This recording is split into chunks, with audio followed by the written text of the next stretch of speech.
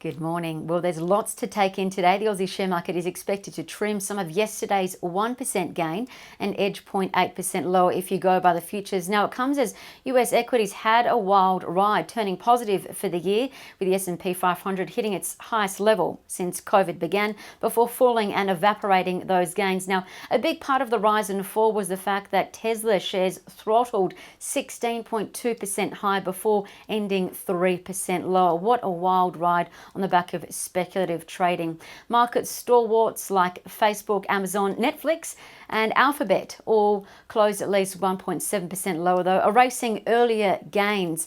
The Dow ended flat, the S&P 500 losing 0.9%, and the tech-heavy Nasdaq fell 2.1% from its all-time high. As for standout stocks, Pfizer and BioNTech were granted fast-track FDA approval for their 4 COVID-19 vaccine candidates, and that sent Pfizer shares over 4% higher, BioNTech up the most, 11%. Now, after the market closed, we saw Trump health officials come out saying drug makers will be able to start coronavirus vaccine production by the end of August, so expect a bounce this evening when Wall Street reopens. On the commodity front, the oil price fell 1% below that psychological point of $40 US that it's been tracking at for some time now. It fell ahead of OPEC meeting later this week, with output unfortunately likely to increase while demand, of course, is subdued. Elsewhere, the gold price got comfy at $1,814 an ounce US, and the iron ore price remains in 12-month high neighbourhood, while BHP in New York fell 0.6%. Now, what to watch today? 3 things. Whitehaven Coal.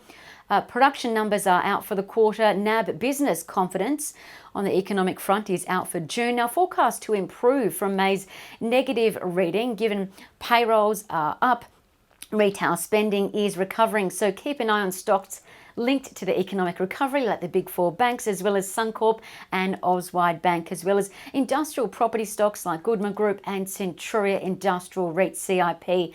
And New South Wales will cap the number of people allowed in pubs from today after an outbreak at the Crossroads Hotel. Now, it won't affect clubs or Star City Casino, but keep an eye on Australia's biggest owner of freehold pubs, ALE Properties, LEP is their ticker.